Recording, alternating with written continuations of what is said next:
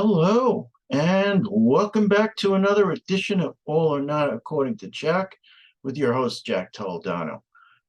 Probably by now you saw my short that I put up both on YouTube and Facebook of me on that Delta flight coming home, which actually wasn't such a bad flight. It's heading down to Orlando was worse, but yeah, so I've been quite busy since, as you may have seen, since our last video where we talked about Brian Jones of the Rolling Stones. I'm going to go through the calendar. So I had a quick, an impromptu visit down to Florida to spend some time, quality time with my parents. My father had to take care of something out of town, so I spent some time with my mom, looked after her a bit. She's getting a little older. So I was there flew down August 19th and came back on August 27th. That was the day you saw me on that Delta flight. But August 19th, not good. Well, so my wife Susan dropped me off at JFK at about 12 o'clock that Saturday for, what was it, a 3:30 flight.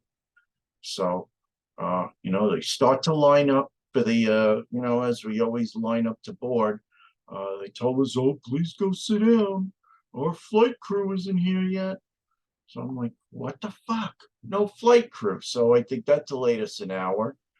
Then, because everybody just slammed their way to the, what do they call that? The jetway.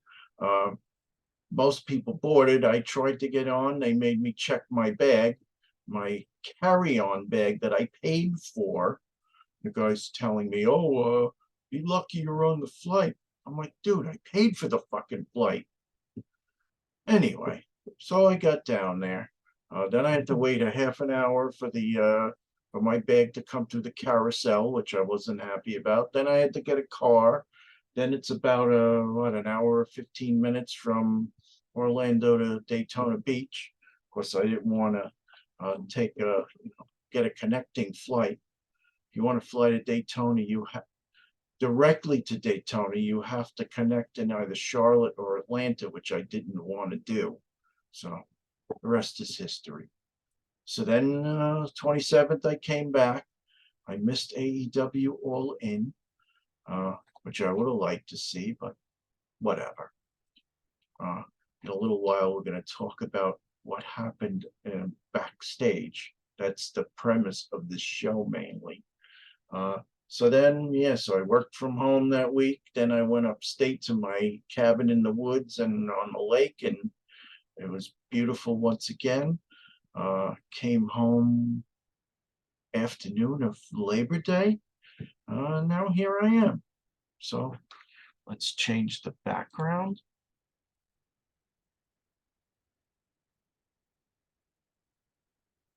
So what do we want to talk about? We want to talk about AEW All In.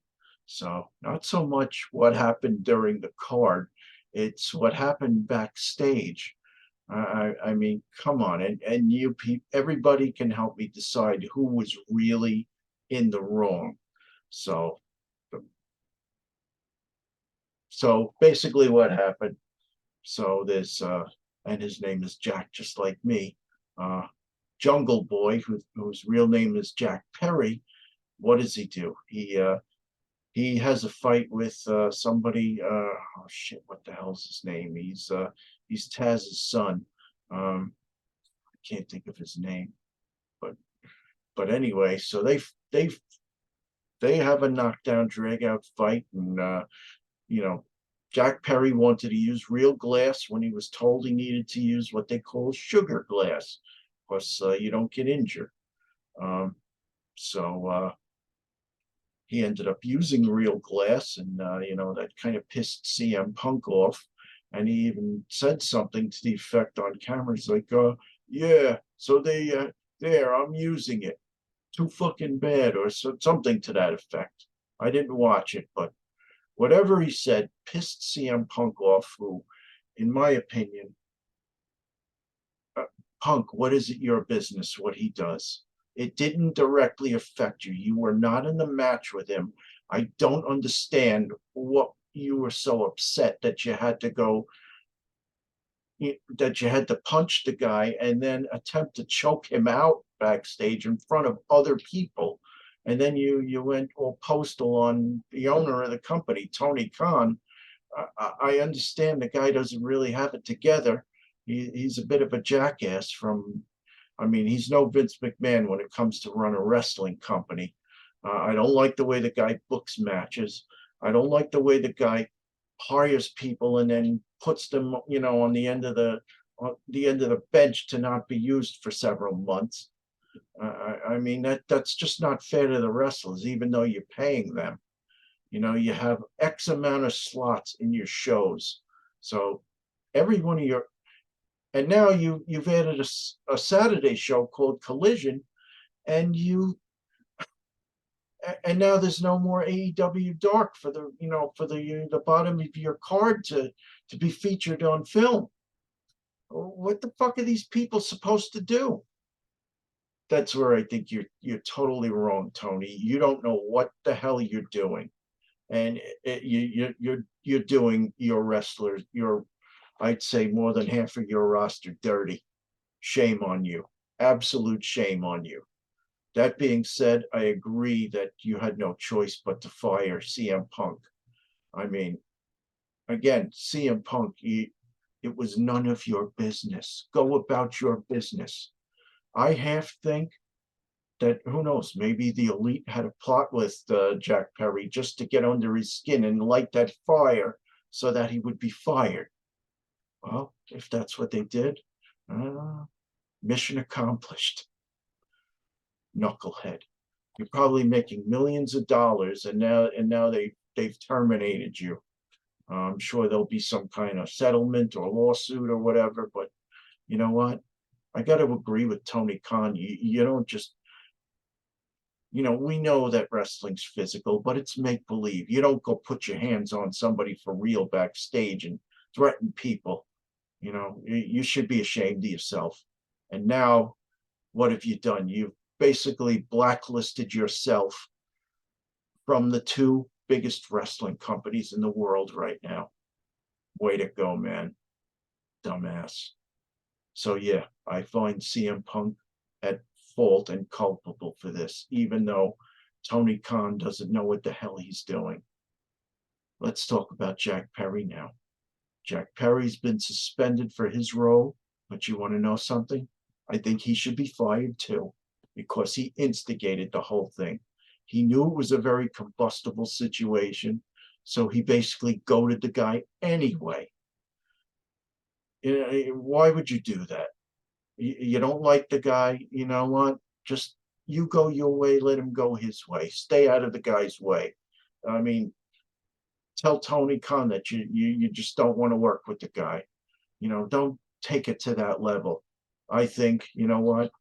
He says he was doing it for his heel heat. You know what? There are other ways of going about it. I think you did do that on purpose to goad CM Punk. So yeah, maybe not fired, but you know what? Vince McMahon wouldn't put up with this crap. He would do to you basically, what they're doing to, oh shit, what the hell's his name?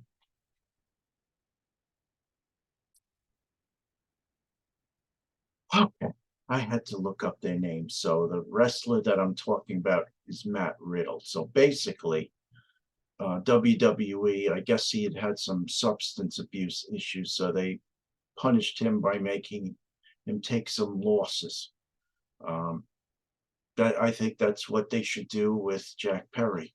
Punish him by making him take some losses to some undercard wrestlers. Make him do that for a while. Make him earn his way back up the card. I mean, that was a dick move. So anyway, the other wrestler we were talking about was Hook, Taz's son. Taz, who I met, by the way, once, really cool guy. It was Jack Perry versus Hook. And I guess it was a good thing that Hook won the match and got his FTW title back. But So that's my opinion. Both CM Punk and Hook, no, not Hook, Jack Perry were both at fault, but firing CM Punk was the right thing. I see that Tony did his due diligence. He didn't just do it off the cuff. He basically looked at his discipline. He discussed it with his disciplinary committee, discussed it with his, his legal advisors. So see what CM Punk does now. Genius that he is.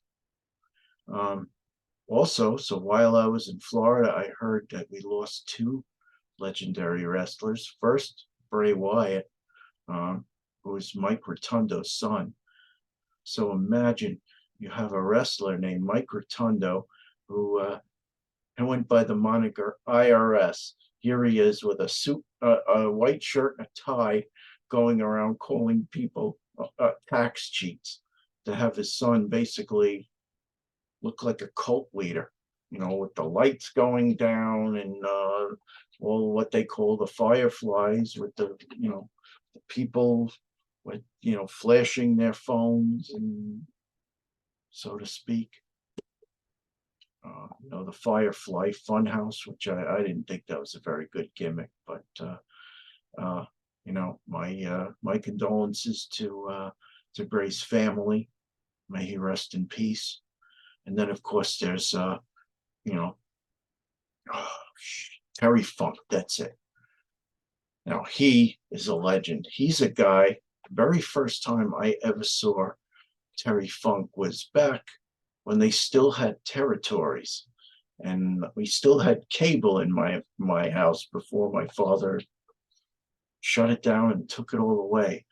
So I used to watch Florida Championship Wrestling, and that's how I knew somebody by the name of Gordon Soley, and that's how I first heard of somebody by the name of Big John Studd, and that's how I first heard of somebody named the One Man Gang, and somebody named Mean Mark Calloway, who turned into the Undertaker. So a lot of Magnum TA, Terry Allen, who else? Barry Windham and Mike Rotundo. So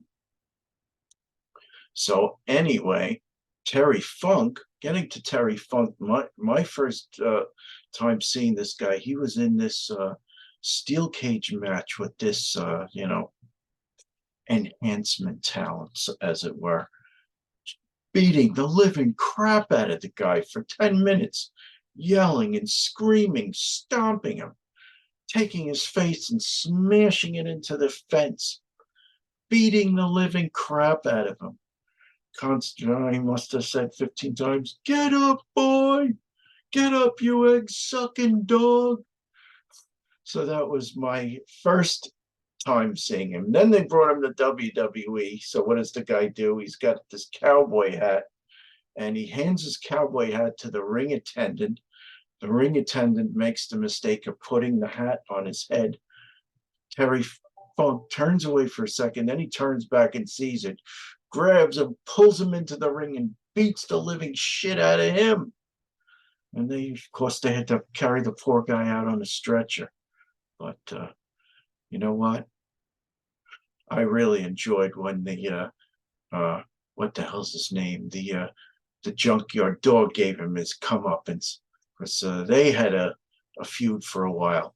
I liked the Junkyard Dog, and so did everybody in the stands. He was a fan favorite.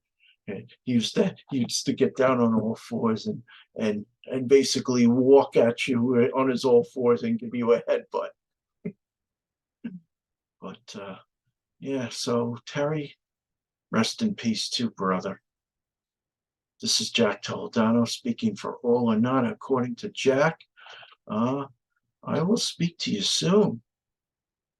Have a good one, folks. Bye.